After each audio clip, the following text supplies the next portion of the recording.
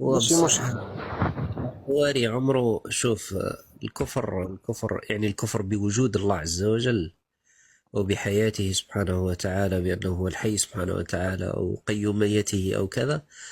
هذا راه إشكال أعوص من أن يكون إشكال معرفي. بمعنى القضية ليست واحد زائد واحد يساوي اثنين. فلازم تخرج الأمور الأخرى، بمعنى المعايير الأخرى. لأنه هو الإنسان وش يصرى له. هو الإنسان مثلا إذا وجدت معايير فاسدة أو معايير مضطربة، خلينا نسموها معايير مضطربة إن صح التعبير. هذه المعايير المضطربة إذا تمكنت، ماشي، لأنه الإنسان دائما يبحث عن الاتساق. شوف، أي إنسان على وجه الأرض يبحث أنه يكون متسق في أموره. فالذي يحصل ما هو، إذا كان قدم معيار من المعايير الذي هو أنه هذاك المعيار مضطرب في حقيقته وليس صحيح، وأراد أن يكون عليكم السلام ورحمة الله وبركاته، وأراد أن يكون متسقا، وش راح يدير؟ إذا كان ذلك المعيار مضطرب فسيكسر أمورا أخرى فقط من باب الاتساق، ماشي من باب أنه مقتنع باللي هذيك الأمور الأخرى. فهمتني الأخواري؟ ماشي من باب أن الأمور نعم. الأخرى هي صحيحة عنده، لا لا، هي من باب الاتساق فقط. فعلى بها هذاك المعيار المضطرب لازم يتحدد، لازم هذاك الإشكال هذاك، يعني إما تسلط ثقافة مغايرة، إما كذا، إما اسمه، هذوك الإشكاليات هذوك لازم يتفتحوا. لأنه البقية هذيك هي مجرد اتساق فقط مع الأصل، ماهوش قضية معرفية منفصلة كما نقول. هو اصلا اخي عبد الله، هو مثلا هاد الادريين هذا يعني موقفه غير محدد من الاساس. عندما يقول لك انا لا ادري مثلا، يعني فهذا القول يستلزم يعني يستلزم ضرورة،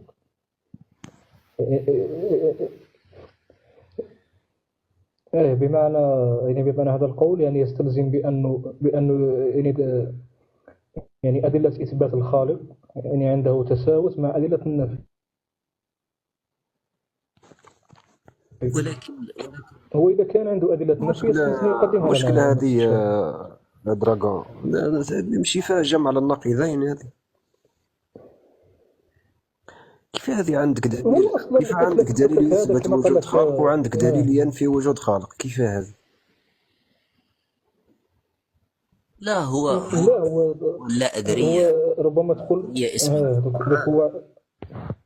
تفضل، كان ينقطع برك، ممكن النت عندك. تفضل كمل واري.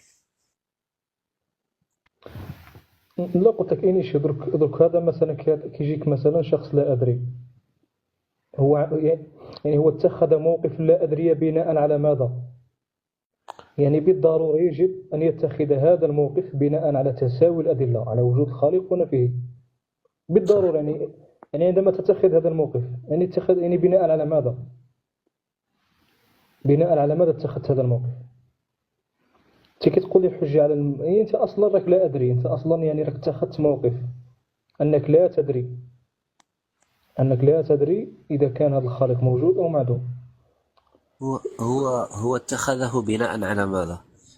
بناء على تضارب ثقافتين، بناء على ممتاز. هو تضارب فقط الإسلام والكفر.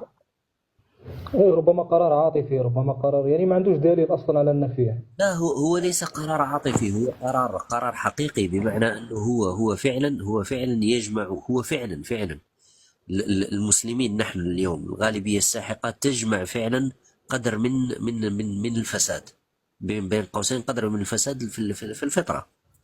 هناك قدر من الاضطراب، بمعنى أنه احنا كل كما رانا مثلا طريقة تمدرسنا، طريقة تعلمنا، طريقة عملنا، أوقات العمل، أوقات الدخول للعمل، الخروج من العمل، طريقة العمل في المستشفيات، كلها أوروبية. هل يعقل صحيح. هل يعقل هل يعقل أن لا يكون أن لا تتصادم هذه الطريقة مع بين قوسين الطريقة ما قبل الاحتلال الأوروبي؟ الجواب قطعا.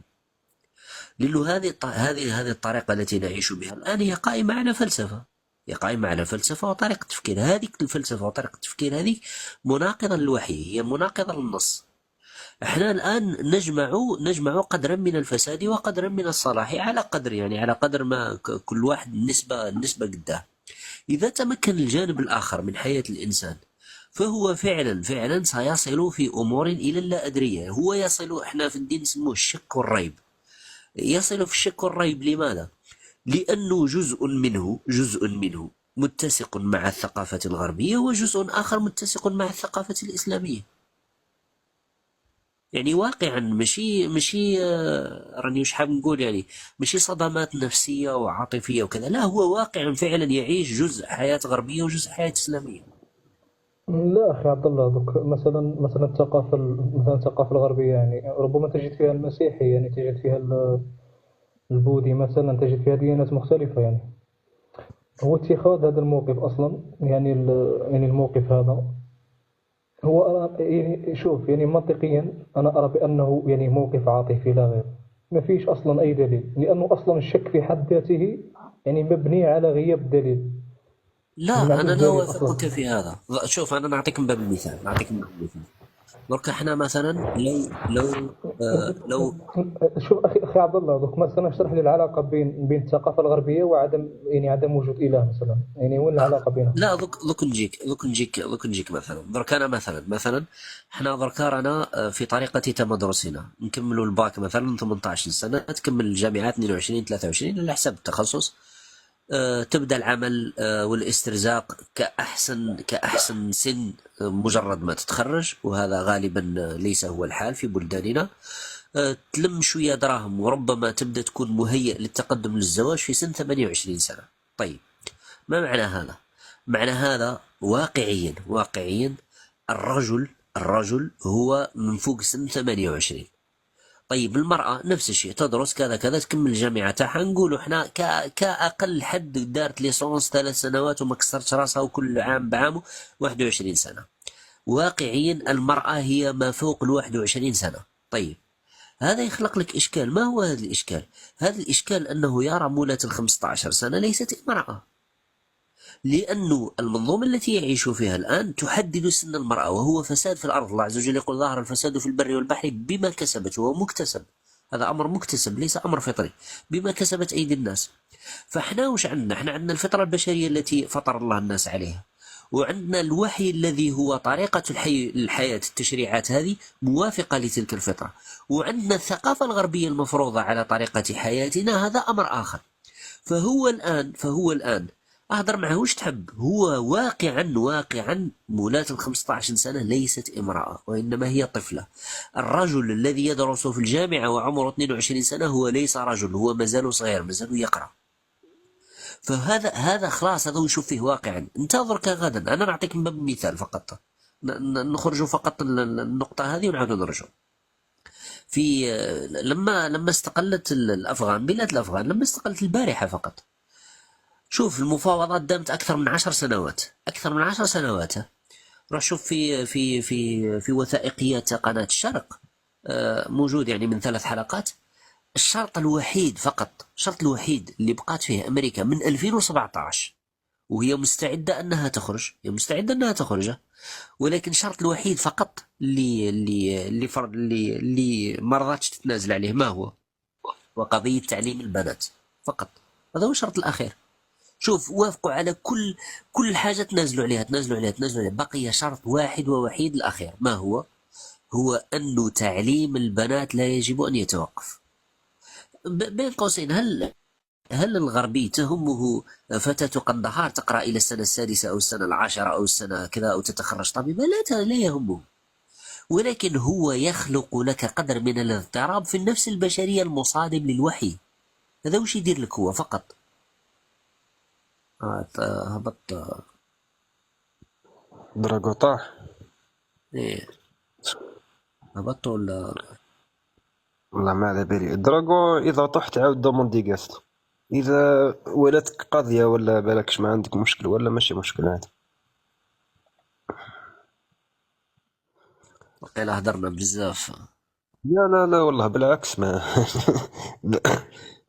هدر اللي هدرتها الكل تتكتب مذهب.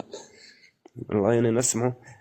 الكونيكسيو راحت له، ماشي مشكله دراغو.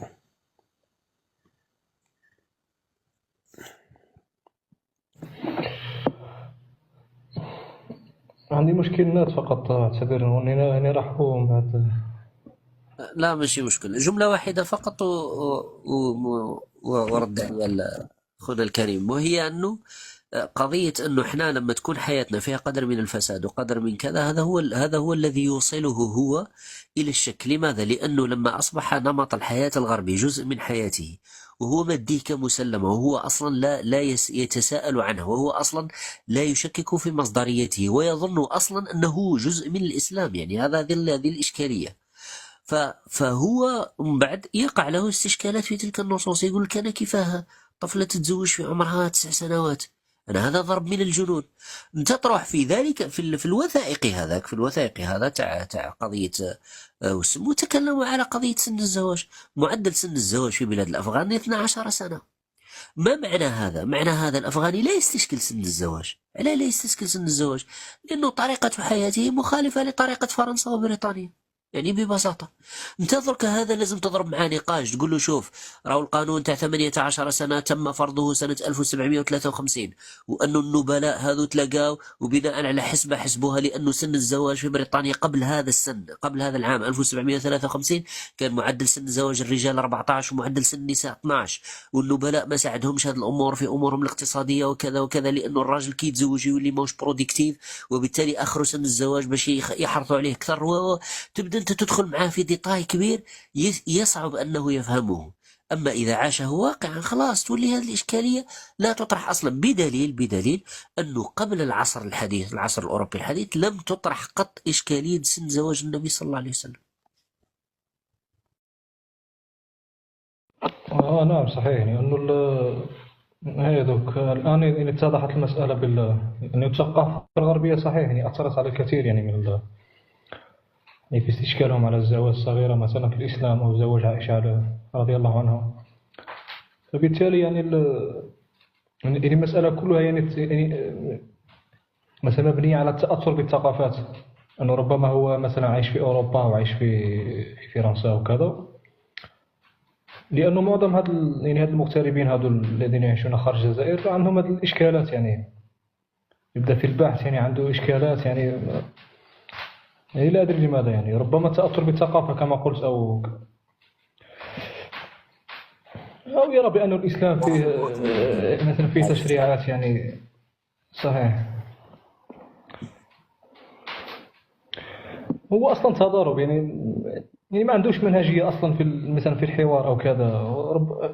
يقول لك المنهج العلمي كذا، ثم يعني أنا في وجود إله، ما كانش علاقة، يعني ما كانش منهجية واضحة. يعني وين العلاقة مثلا بين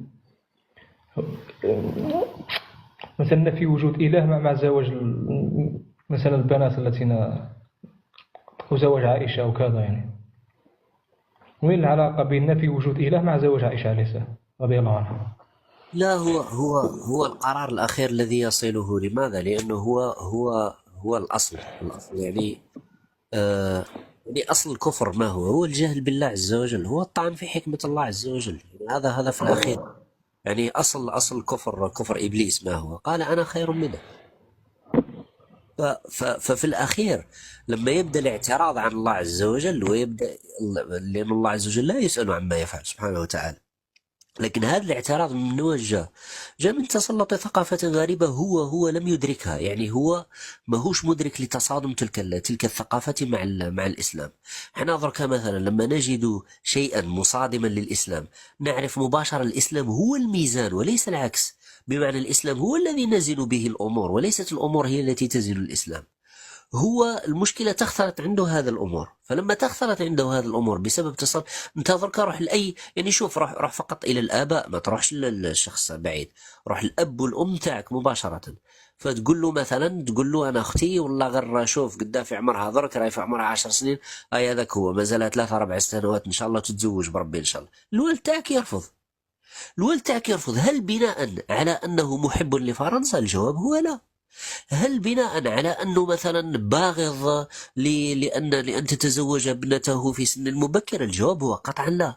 إذا لماذا؟ لأنه هناك نمط حياة اتخذه الناس، وهو في الحقيقة لم نتخذه، وإنما فرض علينا ومشينا به. فهذا النمط الحياة هذا هو الإشكال الذي نعيشه.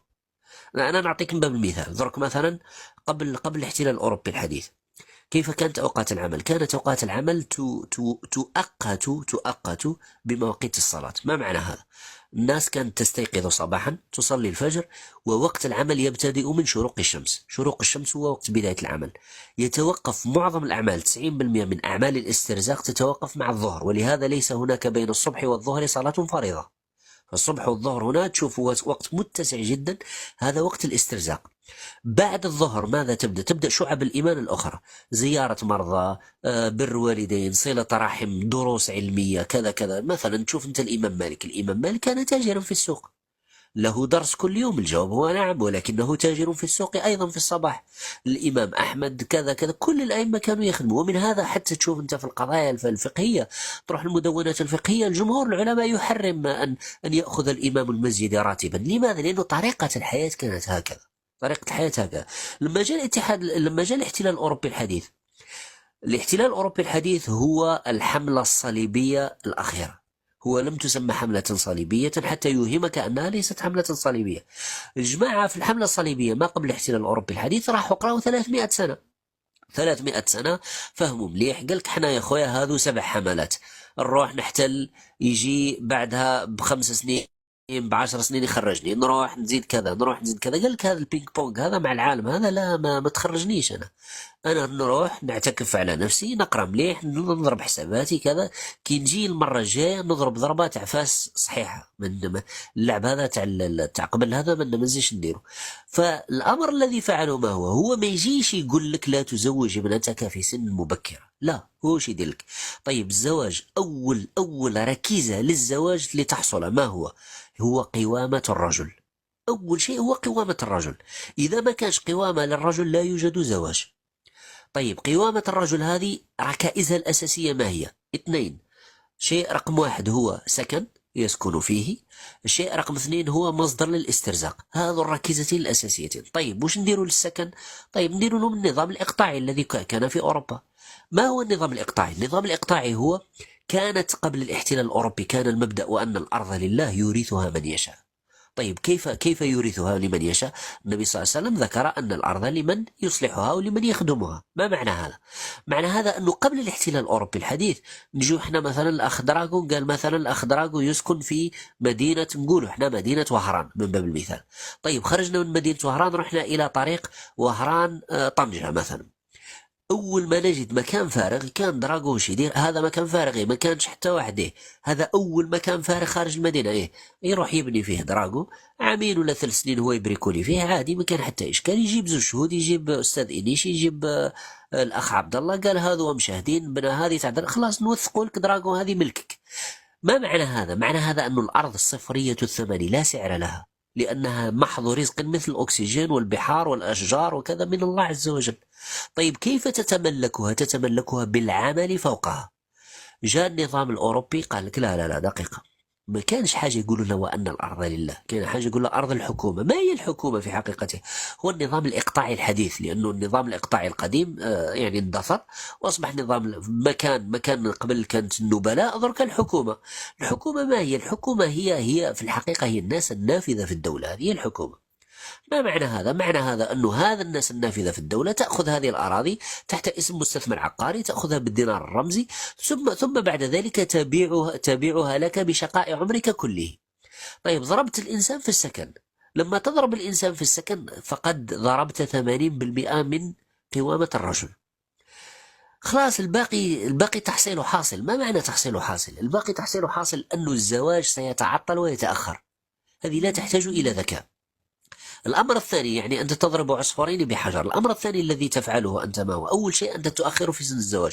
وبالمناسبة هذا مذكور كهدف في ميثاق في الريبورت تاع هيئة الأمم المتحدة على ما أظن في 2017 ولا 2016 كهدف من أهداف هيئة الأمم المتحدة أنه تأخير سن الزواج. طيب هذا الهدف رقم 1. الهدف رقم 2 ما هو؟ أنت تعرف أن فطرة الرجل أنه يبلغ في سن قبل ذلك بكثير. بمعنى الآن معدل سن الزواج في الرجال هو في الجزائر أكثر من 33 سنة، أظن هذه السنة 34 سنة إذا ما يخالفني الذاكرة. طيب هذا الشخص الذي تزوج في عمره 34 سنة، طيب متى بلغ قبلها بأكثر من 20 سنة. طيب ما معنى هذا؟ معنى هذا أنه هذا الرجل عنده قوة في الداخل، قوة في الداخل تدفعه إلى الطرف الثاني. المرأة نفس الشيء، عندها قوة في الداخل تدفعها إلى الطرف الآخر. أنت تقول له باللي في أكثر من 20 سنة يجب أن تصبر، فما يعني هذه بديهية جدا أنه سيتساقط نسبة من المسلمين في الرذيلة. هذه بديهية. لماذا؟ لأنه الله عز وجل ذكر أقسام المسلمين وهي 3. قال أن منا السباقين الخيرات، ومنا الظالم لنفسه، ومنا المقتصد، ومنا الظالم لنفسه. فطبقة الظالم لنفسه هذا مسلم، ولكن على السباق للخيرات أن يجد له حلا. لازم يحل المشاكل تاع الظالم لنفسه. فلما تروح انت وش يصرى تدريجيا المجتمع يسقط في الرذيلة. تدريجيا المجتمع يسقط في الرذيلة، يتأخر سن الزواج. هنا إذا حصل هذا الأمر خفت العقول وطاشت، وأصبحت أتفه شبهة يكفر بها الإنسان. أين الدليل على هذا؟ الدليل على هذا قول الله عز وجل في قوم فرعون. انت لما تجي قوم فرعون دكاترة ومخترعين ومهندسين، اخترعوا التحنيط، كثير من الاختراع الإبداعات في الهندسة المعمارية. ألا يستشكل الإنسان كيف كان يعتقد هؤلاء القوم أن فرعون ربهم؟ الجواب هو قال الله عز وجل فاستخف قومه فأطاعوه. انظر ما هو سبب خفة عقول هؤلاء الناس. إنهم كانوا قوما فاسقين. ذكر أئمة التفسير إذا لم تخن الذاكرة القرطبي أنهم كانوا واقعين في كثير من الفجور والفسوق. العبرة في الآية ما هي؟ أنه لا تخف العقول إلا بكثرة نشر الفسق والفجور. فهنا الاحتلال الأوروبي في ماذا؟ بطريقة غربية. هذه الطريقة الغربية تؤدي إلى اضطراب النفس البشرية، وهذا الاضطراب في النفس البشرية يؤدي إلى خفة العقول، وبالتالي يصبح يعني أمر لا يستحق أصلا، يعني شبهة لا تستحق، يعني أصلا ليست شبهة، لا ترتقي لأن تكون شبهة. يقولك بسبب هذا خرجت من الإسلام. معذرة على الإطالة، فقط الفكرة. بارك الله فيك أخي، والله كلام والله بارك الله فيك الشيخ عبد الله، كون كملت. الفكرة شوف، احنا عقيدة السنة والجماعة أن الإيمان قول وعمل. الإيمان ما معنى قول وعمل؟ أن حقيقته مركبة، ليست بمعنى ليست هي مادة علمية نظرية بحتة، وليست هي مادة عملية بحتة، لا، هو مركب بين هذا وهذا. فالعلم يخدم العمل، والعمل يخدم العلم. وهذه قضية مركزية جدا حتى نفهم العبادات. مثلا نحن قضية الهداية، الله عز وجل الهداية في أي سياق وضعها؟ اهدنا الصراط المستقيم، وضعها في سياق إياك نعبد وإياك نستعين. فمن أراد الهداية فعليه بالعبادة. شوف الله عز وجل ماذا يقول؟ والذين جاهدوا فينا لنهدينهم سبلنا. طيب تريد الهداية؟ نعم، أبذل الجهد في ذات الله عز وجل. فعلى قدر بذل الجهد في ذات الله عز وجل، على قدر أبواب رحمات الله عز وجل التي ستفتح إليك بالهداية، تفتح عليك بالهداية. فالفكرة هناك ترابط لم فكك منه. الغرب يعني مدرك للنفس البشرية ومدرك للطبيعة البشرية. هو ماذا يفعل لك؟ الغرب لم يصبح يأتيك يصادمك في النص، لا، هذه حاول هو لأكثر من 1000 سنة، وهذه معركة فاشلة. لماذا معركة فاشلة؟ لأن الأنفس غير مضطربة ببساطة. لاحظ وصف خير أمة. كنتم خير أمة أخرجت للناس. أول شيء تأمرون بالمعروف. كثير من الناس يقفز على تأمرون بالمعروف ويذهب مباشرة إلى تنهون عن المنكر. النهي عن المنكر نعم بلا شك هو الركيزة الثانية، لكن قبل هذا الركيزة الأمر بالمعروف. ما معنى الأمر بالمعروف؟ الأمر بالمعروف أن يكون كل شيء حلال سهل، هذا جزء من الأمر بالمعروف. جزء من الأمر بالمعروف أن يكون الزواج ميسرا للشباب، هذا جزء من الأمر بالمعروف. بل أكثر من هذا، الله عز وجل وصف الفاتحين بأدق الأوصاف. فماذا قال؟ الذين إن مكناهم في الأرض ماذا فعلوا؟ أقاموا الصلاة وآتوا الزكاة وأمروا بالمعروف ونهوا عن المنكر. الله عز وجل أخبر عن الأمم التي قبلنا وأسباب كفرها. فماذا قال؟ قال لعن الذين كفروا من بني إسرائيل على لسان داود وعيسى بن مريم ذلك بما عصوا وكانوا يعتدون. ماذا كانوا يفعلون؟ كانوا لا يتناهون عن منكر فعلوه. فالفكرة ما هي؟ الفكرة أنت الآن يجب أن لا تفصل هذا على هذا، بمعنى أنه يجب أن تستحضر أن الكفر لا يمكن للكفر أن ينتشر إلا في ظل اضطراب النفس البشري. فالشيطان إلى ماذا يسعى؟ يسعى إلى الاضطراب. بماذا الاضطراب؟ في الفرقة بين الناس، في التحريش بين الناس، في تعطيل الحلال. شوف أول خطوة ذكرها الله عز وجل على الشيطان في الحديث القدسي ماذا قال؟ قال إني خلقت عبادي حنفاء فجاءتهم الشياطين فاجتالتهم. ماذا فعلت؟ أول خطوة فحرمت عليهم ما أحللت لهم. شوف، ما هوش العكس، ما هوش أنه أحل لهم ما حرم.